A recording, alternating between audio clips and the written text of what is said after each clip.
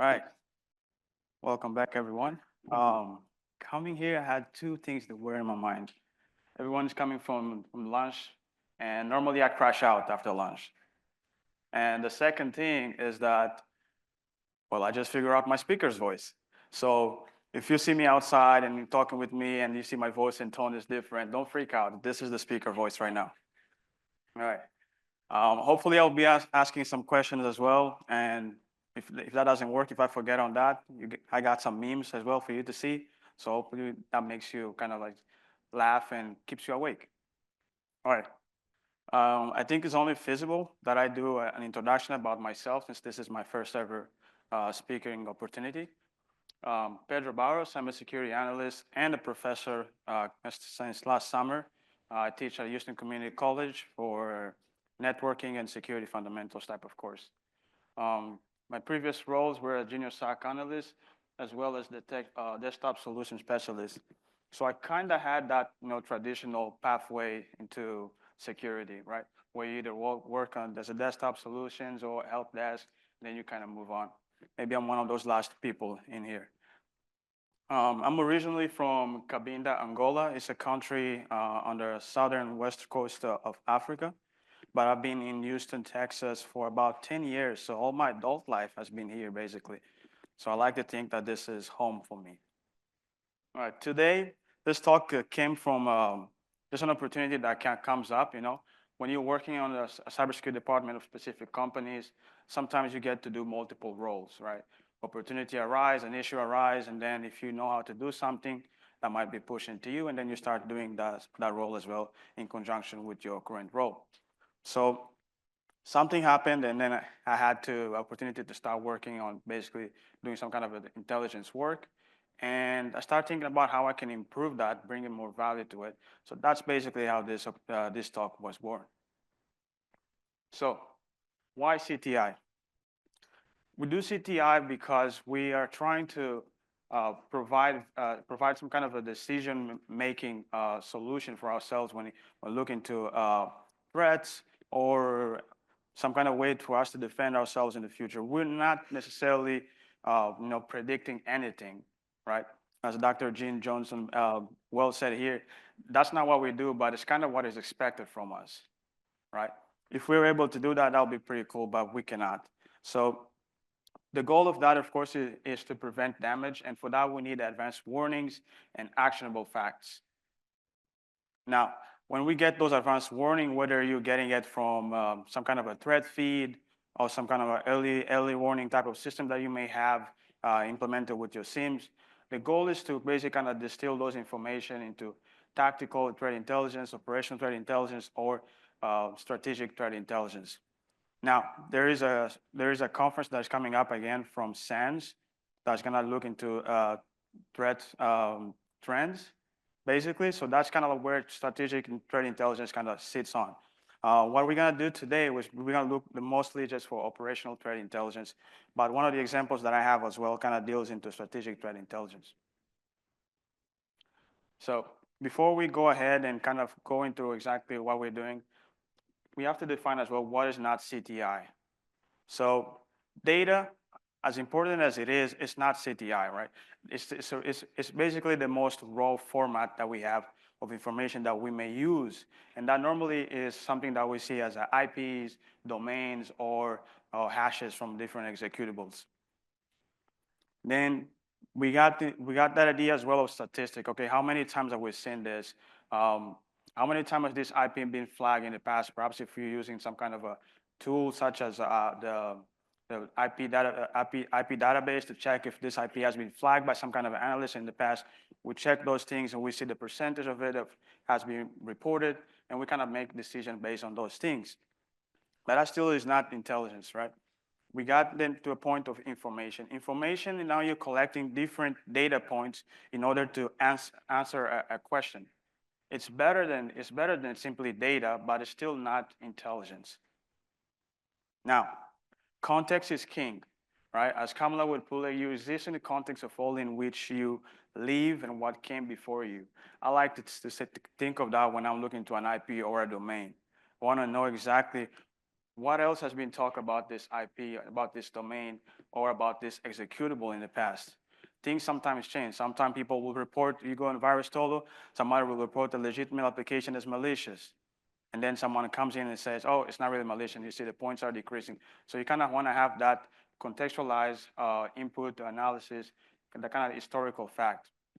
So the goal, of course, of intelligence, uh, the definition of intelligence kind of has like an inherent definition that it should provide action. It should be actionable to an audience, right? It could be not necessarily only to an audience, but it could be also like to a system that would process it. Now, of course, that the goal of that is to produce an outcome. So the product, basically, that intelligence is is a combination of those different data points and those informations, so that the goal then is to come up with a specific decision or action that someone should take. Again, this thing should be tailored for specific use, either for a specific group or a system. Few things that it must be readable, it must be interpreted, and again, it must be actionable. Readable, we're talking about, it could be, again, readable for a system or for an analyst. It must be interpreted because you need to provide context to it. And of course, once you get into that, you need to have an action. What do you do after you get this information, after you get this piece of intelligence? Now, we tend to think of intelligence simply most of the time as a data or that additional insight that someone has provided for you. But intelligence is also a process, right? It's that process in which we create that data. I like to think of Antoine Lavoisier is a law of conservation of mass, right? Nothing is created, nothing can be destroyed, everything is transformed. So that's kind of how I like to look at intelligence. You got data points that you receive from a time. Again, that's an example that IP that perhaps in the past was malicious, was considered malicious, was being used by a malicious threat actor, and now it's not. Now you have a different owner of that IP, a different host provider, so things have changed. Now, this of course requires you to kind of go into this simple phases that I have here, planning. Planning is where you kind of like analyze your basically your data feed or your intelligence needs, right? What is your intelligence appetite? What are you looking for exactly, right? If you are in different industry, you probably will start looking to threat actors that perhaps attack more on the companies of that industry, right? If you live in a specific country, maybe like we are here in the U.S., maybe you might think about maybe I should start looking to Salt Typhoon, see what they're doing, because they've been attacking the U.S. infrastructure. So once you define that, that's when you go to collection, right? And most of the times, of course, it just seems more feasible that we don't reinvent the wheel and we go and kind of buy basically a program from some kind of a threat intelligence provider, and we buy basically their analytics because they already have those engines and the infrastructure that is needed in order for you to collect those things. Right? We don't see it most of the time. You're working for a company and you're creating your own kind of a collection engine to look into dark web, to look into Telegram channels. That will take a lot of time, and sometimes we don't have the resources for it. So you go into that, and then there's the processing phase. Some of those data, especially when it comes from data feeds, and I know we tend to be like try to move away from from threat data feeds because they tend to be very noisy, but they're still kind of like the bedrock of what we do as intelligence. So sometimes, of course, you're gonna have those information in there, and you still need to process it, right? Make them so that they're usable for a specific SIM tool that perhaps you have. Perhaps you want to sanitize a little bit some of those data because there can be duplicates in there, as we're gonna cover a little bit. And then you go for analysis, where you as an analyst, this is the part that I like the most. I think we as an analyst, we're kind of part of that process, right? Where you come and now you make sense of that data that was collected, that information that was derived from those same data, and now you kind of go in there and analyze it and produce that outcome, so that you can then distill that into report for either your upper management or even your supervisor or the SOC manager. Now, depending, of course, on who you are reporting to, there are things that you should consider. When reporting perhaps to some kind of a C-suite level, you kind of, I like to put it into like a 3 layers, right? Where you establish, okay, this is the event that is going on, this is how it affects us, and this is what have we done in order to protect us or to continue monitoring this event in case it comes after us. Now, there are some pitfalls, of course, when creating your threat intelligence program. And I like to think the first one is kind of those silos where you kind of have a different analyst for a different department. They don't really work together. So security operations have their own threat intelligence analyst that provides the intelligence for them. Then you go to fraud prevention team. They kind of have their own analyst as well and their own tools. Third-party risk, same thing. They have their own, each have their own analysts and their own tools. And sometimes, of course, if you want to look that into a business perspective, it starts adding up and it starts becoming more expensive. And you don't really have that holistic picture of around like the threat environment that you're facing, right? I like to think that it will be much better that you have a specific threat intel team or group of analysts who work together, kind of provide intelligence for those different departments, as we're going to cover a little bit more. Again, data feeds, whether they are free or prepackaged, don't just let it there. Don't just do something that you set in place, you turn it on, and then you just start receiving those alerts. Evaluate those data feeds. Check the sources. How much false positives has been generated from this specific source? How much duplicates do we have if you're using multiple data feeds? Are you generating a lot of duplicates?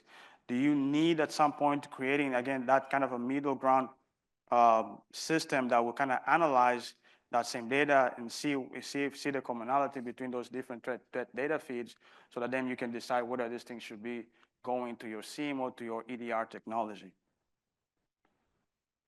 Now, once you get to the point where you establish that team that kind of provides threat intelligence for the whole company, now you should ask yourself, who benefits from threat intelligence, right? And everyone benefits from threat intelligence, right? Security Operations Center, you get a threat intelligence. Vulnerability management, you get threat intelligence. Third-party risk, you get threat intelligence. Now, the reasons for that, of course, it's different. So the way you generate those intelligence is going to be very different as well. So, for example, for Security Operations Center, they are looking to accelerate their triage time, reduce false positive, and provide context into those alerts, right? And you get to vulnerability management team, you start having that idea of relevant and critical, right? Or the common vulnerabilities scoring system, or the EPSS, exploit prediction scoring system, which is becoming perhaps more prominent right now, because you want to know exactly if this vulnerability is something that we need to deal right now, or something that we can deal later. Is it being exploited? Has it been seen in the wild being exploited? Is it easy to exploit? So those are some of the things that you will consider when providing intelligence for vulnerability management. And then you have third-party risks, right? We're talking about vendors, suppliers. We all know that supply chain attack is a real thing. It's very common, it's right there, and tends to be sometimes very difficult because you have already kind of established certain trust with those companies or with the vendor or the supplier. So monitoring data leaks related to your vendors and suppliers, or any breach, it's a good idea. If you don't have this, I would advise you to go, whoever you need to contact, if it is HR, if it is accountant, get a list of the vendors that your company interact with, and start monitoring them. There are some activities such as data leak or some kind of mentions on dark web. And we also have threat analysts, right? They're looking into motivations of the threat actors, the TTPs, the trends. Again, that conference is coming from San. We'll look more into this. I think it's going to be very good. Identity and access management, employee credentials, business partners, right? If you have those vendors, if you have those vendor lists, you might want to also start looking to whether some of their people have been part of any leak. And once you get into that information, perhaps maybe check if that person has ever contacted someone through email on your company. The other person or that account might be used for another phishing or based kind of pivoting attack in order to enter your company. So monitor your employee credentials and also monitor your business partners. This way as well, I think it's very helpful if you can work with the compliance team to kind of draft something that will kind of empower as well for you all to kind of establish, okay, here are certain needs that we have that our partners or vendors need to have, some kind of a basic security hygiene that they need to have in order to actually get into contract with us. Right? If you work with compliance on that, you can definitely find a way to maybe start pushing so that they have some kind of a security program as well, because not everyone necessarily have. Brand protection, you want to monitor for unsanctioned posts or websites. We're talking about typo squattings. If you identify those things, how do you go about the process of tearing them down? Who do you need to contact in order to help you make sure that request will be fast and will be done? Impersonation attack from companies to different people on the C-suite as well. You got your VPs and many others who you probably might want to start monitoring as well. Now, like I said, the main types of threat intelligence that we'll be looking for on the examples that I have ahead is going to be strategic intelligence and operational intelligence. Strategic intelligence, of course, it brings that kind of a broad overview where you involve like the C-suite people as well into the conversation. You want to look into what is coming up, what are the plans for the future, what are we trying to look for, what are some of the trends and forecasts. Again, we're not predicting anything in the sense like a raven having a premonition of what may happen, but we want to get adversaries TTP so that we know how to look into those things in the future. Operation threat intelligence, of course, it looks around ongoing events and campaigns that are going right now. And sometimes it's also called technical intelligence because this usually has a lot of technical data into it, right? You're talking about attack vectors and different threat data feeds. And of course, again, the threat data feed is normally the ugly one because it's not really intelligence, and we tend to ignore, but it's kind of the bedrock for the rest of the other types of intelligence. Now, my first instance that I have for the use case is this. You receive an alert, or your junior analyst receive an alert about an email and password leak. And you have hundreds of users from your company. And, let me just pause here for a second. I have a really, really hard time dealing with combo list. Even just like mentioning it, it just doesn't go well with me.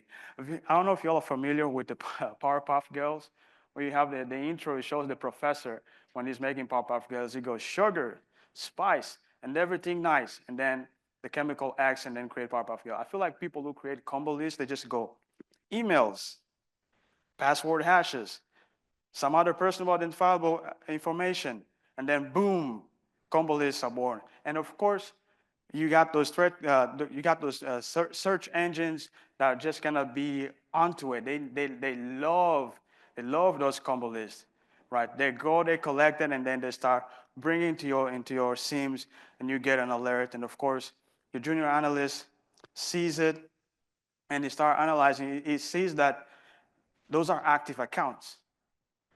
Those are active accounts. So now what do we do? Most of the time, you just get the email and the password hash if it has password on it. That's all that you receive. And of course, your junior analyst doesn't want to be the one that will say, what did you do after that alert came in, right? So he escalates it to you. All right. So now you have you as the senior analyst. You receive the alert. Now you start thinking, what in an SOP do we do now? What are the standard operating procedures? Everyone is panicking. We have hundreds of accounts that got leaked from somewhere. We don't know where because our threat intelligence field most of the time also doesn't provide like where that source really comes from. So you start asking yourself, where is the source? Where is the source? Now you put on your thinking hat and you start doing some kind of a dark web operation. And this is something I feel like every threat intelligence analyst should start doing or be able to do or have some kind of a plan in order to start accessing the dark web. And most of the time when we start dealing with that, we start going looking, okay, we're trying to find the source of that leak, we always find that face, right? Everyone knows that face. So I start digging around, so kind of like providing like the that mindset of the things I already said. So I start digging around to make sure, okay, how is this valuable to us? How is this relevant? What exactly is there? Because all I got is emails and password hashes, right? And most of the time when you see that, even though it's from a different platform, password reuse is a real thing. So you never know if that same password is being reused in some other system on your corporate environment. So I started digging into that and got to talk with some people on the dark forum and got into that. So then you see that's a total of 132 million records. That's a lot. And they mentioned something here about compromised data being 10 million records. So I don't know necessarily what they meant by the compromised data, but kind of like what I was inferring that is that exactly was just like the emails and the password hashes. Perhaps that is what they were considering as a compromised data. But that data file, it was huge. You're talking about gigabytes of .txt.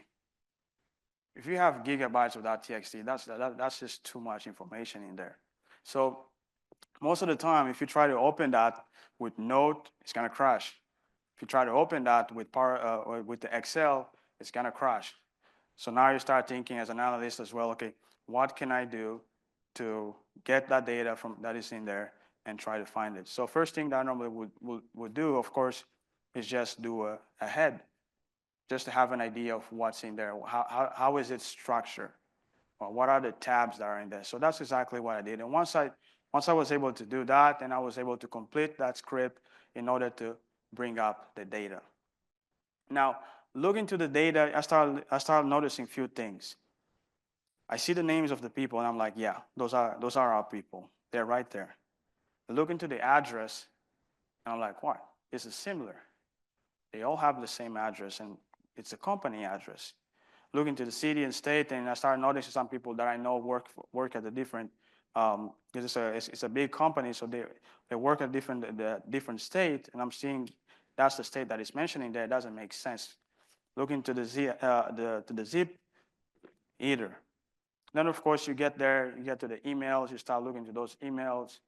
They are correct, and then of course the famous password hash, they're right there as well. And you get the phone, and the phone is also the same, and that's the company phone. So this is where I think I like for us to have the idea of the trade analyst mindset, having actually to go and also look at the source and actually see if it makes sense. Because otherwise, guess what? We would have had to go and start trying to reach out the help desk to help us reset everyone's password that was on that list. And it's not very practical, right? And sometimes it would take time. Some people are on vacation. Some people just don't have time to get on their computer to do that right away, right? You normally would put those people perhaps in a watch list or something like that. But it just, you start seeing it creates a problem that is not there. Now continuing to look into that, I start seeing another field right there that says original owner. I was like, wait, what is that? I Googled the company as well that the lead came from. I see that they're kind of like an investment angels to help startups, to help do investment for startups. And at some point, looking to some of those feeds and blogs, at some point they also kind of created an offshoot that creates like a lead. So it's a lead generator. That's what that original owner is. So for some reason, once they got the lead generator, they create accounts as well for those people, right? They create, I guess perhaps it's to build the profile and be proactive with it. I've heard that Google, that when you go to Google and start logging into your Gmail, when you type the email, Google already starts loading your data on the background, because most of the time they have realized that 90% of the chances that you are going to put the correct password and that is you, so they just do that ahead of time. So it seems like it's something that they were doing as well, creating those profiles in there with those passwords, and of course that's the one that got leaked. So that's where we got the conclusion of the original owner. It was just a lead generator. Those passwords had nothing to do with our users. However, they generated, we don't know what exactly those passwords were, but at least it prevented us from going to the trouble of trying to reset everyone's password on that. Now, the next instance is that of one of the third-party vendors or one of your providers. You see that they got mentioned on the Play's name and shame website. The information is right there, but the data is not yet available. So you bring that up to your superiors, your manager, director, and you start building a trust where, if you're required as well to kind of provide those executive summary report to more people.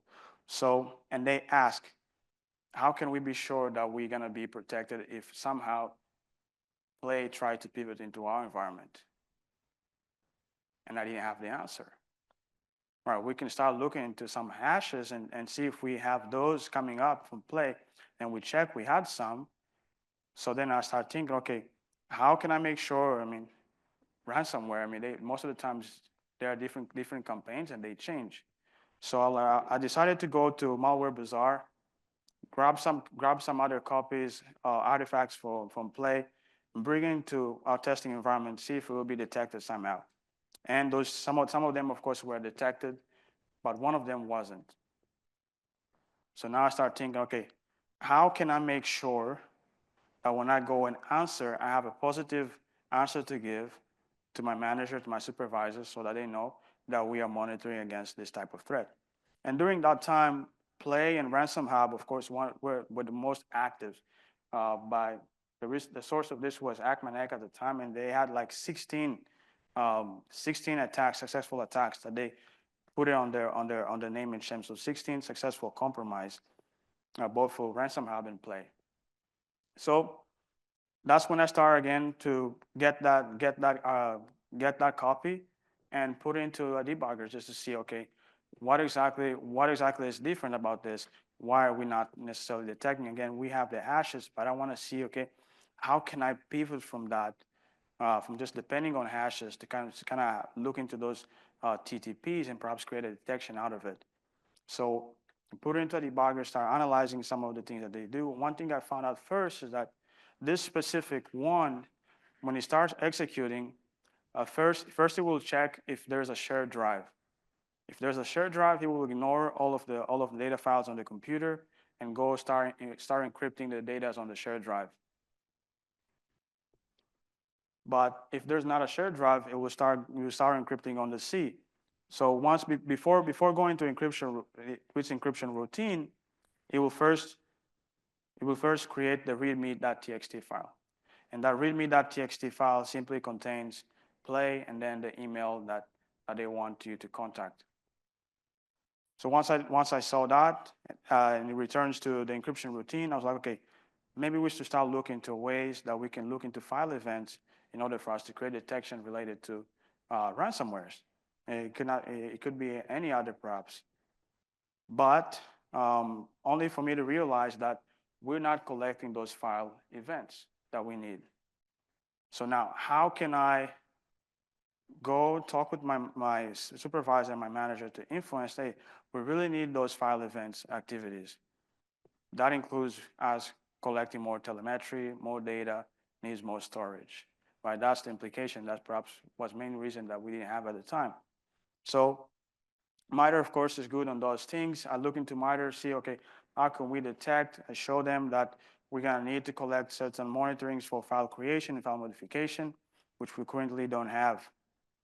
So in order to convince that, sometimes you need to provide some kind of a picture, and I think visualization is a great tool for you to use in order to influence change in your environment. So I decided, okay, let me collect some threat map from different ransomware groups that are targeting either our industry or some of the technology that we have. Now, if you go to MITRE Navigator, you have the ability to upload those threat maps in there and then combine them. Now, when combining them, what I want to make sure is that every TTPs that they have, I want to assign the score of 1, and then I'll create a kind of a heat map that basically said, okay, if more of those groups have the same techniques, have the same TTPs, I kind of want us to focus on that, see how if we can detect those things, if we cannot, how we can improve our detection to make sure we are detecting those activities. So you go to Attack Navigator, you select the layers that you already have. In that case, I had the four groups, which are Lazarus Group, Meow Ransomware, Sandworm Team, and Ransom Hub.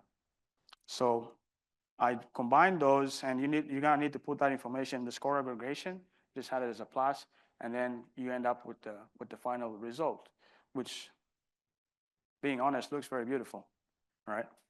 So basically, what happened here is that if those four different threat groups both have similar TTPs, if it reaches to the different number of colors, right, the gradient changes. So the red, of course, means like perhaps 3 of those have employed that technique, or four of them have employed that technique. So that's what I kind of use to show that perhaps this is where we need to tackle first. Let's try to prioritize if we can detect those things, and if we cannot, maybe see if we can do something about it. All right, that concludes my presentation. Any questions?